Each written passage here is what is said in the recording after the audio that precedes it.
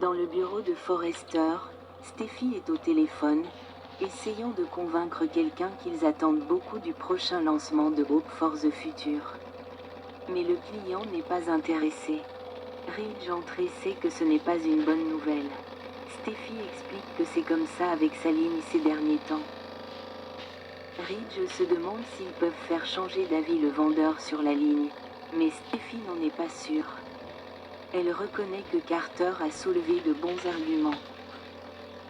Mais si cela avait été quelqu'un d'autre, il l'aurait déjà fermé.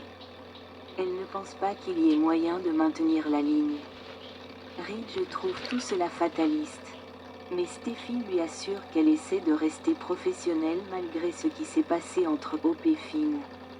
Ridge pense que l'acheteur reviendra, mais Steffi sait que ce n'est pas garanti. Elle sait aussi que s'il coupe la ligne de Hope, cela déclenchera une guerre avec les Logan. Ridge sait que Brooke n'appréciera pas la décision, mais il sait qu'elle la comprendra. Steffi souligne qu'il s'agit de leur entreprise, donc que c'est à eux de prendre la décision. Elle sait aussi que l'identité de Hope est liée à Hope for the Future et que cela pourrait poser problème. Ridge dit qu'ils doivent surveiller Hope for the Future. Steffi acquiesce, maintenant que leurs acheteurs les abandonnent. Il souligne qu'il n'y avait qu'un seul acheteur. Mais Steffi pense qu'ils vont devoir changer. Ridge se demande ce que Carter faisait en défendant Hope, comme s'il voyait en elle quelque chose que personne d'autre ne voit.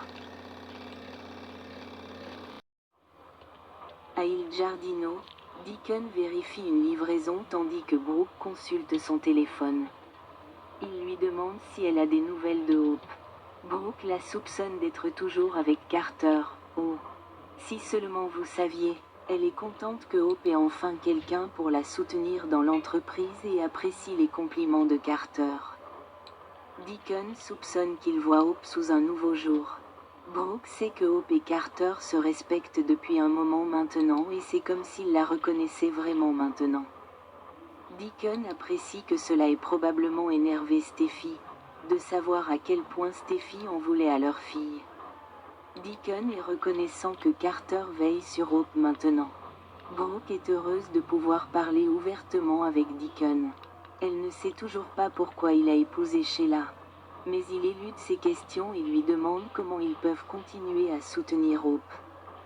Deacon aimerait qu'il trouve quelqu'un comme Carter pour Hope. Brooke pense qu'il y a une chance que Hope se réconcilie avec Liam. Deacon est curieux à propos de Liam et de ses allers-retours entre Hope et Steffi, ce qui lui rappelle Brooke, Ridge et Taylor. Brooke souligne que Hope a blessé Liam aussi en embrassant Thomas. Brooke veut juste que Hope ait tout ce qu'elle désire. Deacon espère qu'il existe quelqu'un pour Hope qui puisse tout lui donner. Brooke se dirige vers le bar, toujours en train de parler du fait que Hope mérite un homme meilleur dans sa vie. Deacon propose qu'il joue les entremetteurs. Il veut faire quelque chose de gentil pour Carter qui a défendu Hope. Brooke dit que n'importe quel homme serait heureux d'avoir Hope. Dans le loft de Carter, Carter dit à Hope combien elle est incroyable. Ils recommencent à s'embrasser, incapables de se tenir la main. Elle commence à déchirer son t-shirt. Mais bientôt elle lui dit qu'il ne devrait pas faire ça. Carter est à moitié nu et embrasse Hope dans le cou. Elle dit qu'il ne devrait pas faire ça, mais il ne voit aucune raison d'arrêter et... Très vite, elle l'embrasse à nouveau. Le baiser continue. Carter révèle qu'il désire tellement Hope. Elle le regarde dans les yeux, pressant son front contre le sien. Carter dit à Hope qu'il ne s'est pas senti aussi vivant depuis longtemps. Il pense à elle, et à être seul avec elle, depuis longtemps. Il lui dit qu'il peut lui donner tout ce dont elle a besoin et tout ce qu'elle désire. Elle lui sourit. Hope dit qu'il pourrait continuer, et Carter affirme que rien ne les en empêche. Mais elle lui dit qu'elle n'est tout simplement pas prête à aller plus loin. Hope vante tous les atouts et qualités de Carter, mais elle dit que tout est en suspens depuis longtemps. Elle a perdu son mariage avec Liam, elle a perdu Thomas et elle a même embrassé Finn. Et elle ne peut oublier qu'il sortait avec Cathy. Hope pense qu'elle doit être prudente pour éviter d'avoir un autre cœur brisé. Carter jure qu'il ne lui ferait jamais ça.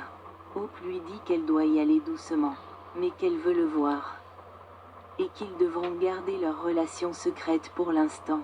Il l'embrasse pour lui montrer qu'il accepte ses conditions.